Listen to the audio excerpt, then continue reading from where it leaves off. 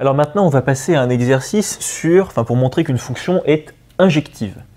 Alors, là, on a une fonction dont l'espace de départ n'est pas du tout R, c'est n. Donc c'est 0, 1, 2, 3, et ça va jusqu'à plus infini. Et son espace d'arrivée, c'est aussi n. Et alors là, on n'a pas du tout, enfin c'est pas qu'on n'a pas du tout, mais on n'a pas appelé nos éléments x. X, le plus souvent, on réserve ça pour les fonctions dont l'espace de départ, c'est R. Là, l'espace de départ, c'est grand N, donc on prend les petits n. Et donc à tous les petits n, on associe 3n. Okay.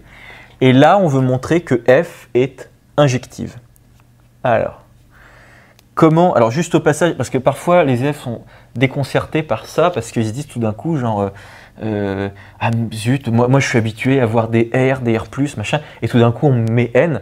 En fait, cette fonction, elle est extrêmement simple. Ça veut dire que, en fait, elle associe simplement, genre à 0, vous voyez, si mon élément de départ, c'est 0, eh ben, je vais avoir 3 fois 0, ça va lui associer 0. Si je prends comme élément de départ 1, ça va me donner 3 fois 1, c'est-à-dire 3.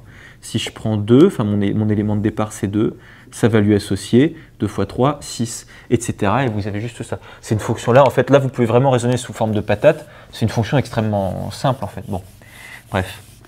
Il ne faut juste pas être déstabilisé par l'écriture, quoi, parce que c'est un peu inhabituel. Bon. Alors, quand on veut montrer que cette fonction, donc on veut montrer que f est injective. Et là, il faut bien se rappeler de la définition de l'injectivité pour une fonction et une application. C'est quoi? C'est, et alors là, il faut vraiment le savoir.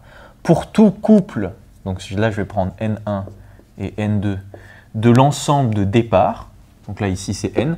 Là, je les ai appelés n1 et n2 dans la définition du cours, on disait x1 et x2 parce que c'était plus général. Ici, comme on est dans grand N, je les appelle juste n1 et n2, étant donné qu'ici on a n. Bref.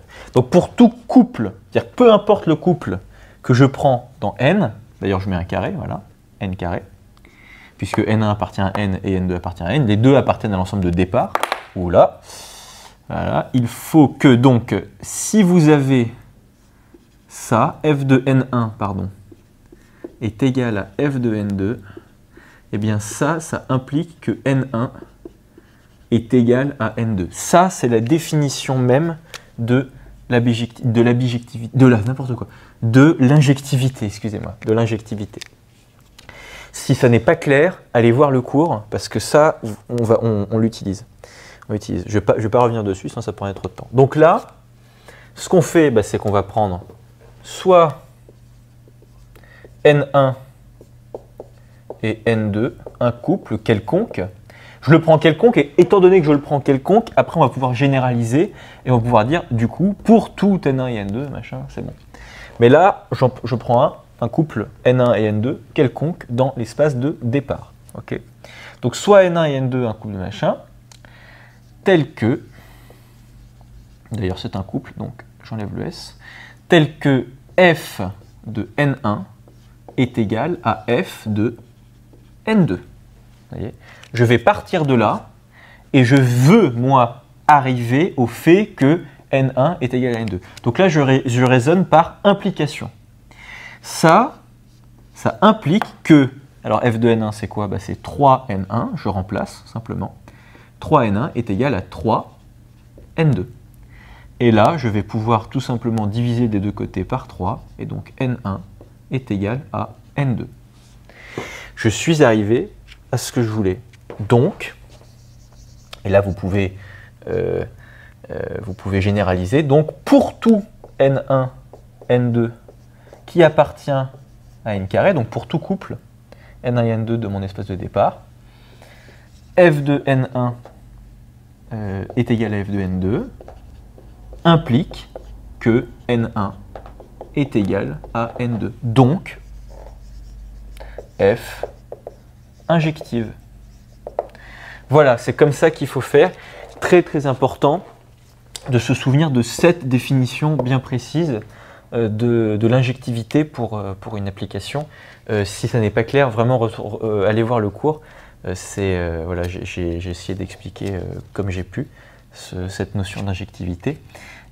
Parfois, dans certains exos, on va pouvoir raisonner d'une autre façon, et j'en parlais dans le cours d'ailleurs, c'est avec la contraposée, qu'on ne voit pas très souvent, mais C'est-à-dire que si vous avez N1, parce que ça, vous savez, cette implication-là, là, vous avez, encore une fois, P implique Q, pardon. La contraposée de ça, là, qui est équivalent à cette proposition, c'est non Q implique non P. Vous vous souvenez de ça? Ça, c'est très très important aussi. La contraposée de ça, P implique Q, c'est non Q implique non P. Et ça veut dire la même chose que ça. Enfin, c'est pas que ça veut dire la même chose, mais c'est équivalent. Ok? C'est équivalent. Donc là, vous avez P et Q. P implique Q. Eh bien, non Q implique non P. C'est la même chose. Donc on aurait très bien pu aussi utiliser ça. C'est-à-dire quand vous prenez N1 et N2 dans grand N tel que N1 différent de N2, et vous allez bien trouver que f de N1 est différent de f de N2. Ça, normalement, il n'y a pas de problème. Mais c'est beaucoup plus commode d'utiliser ici, en tout cas, cette définition-là de l'injectivité. Il y a des exos parfois où ça peut être utile. Enfin bon, voilà. Et ben c'est tout pour cet exo. Voilà.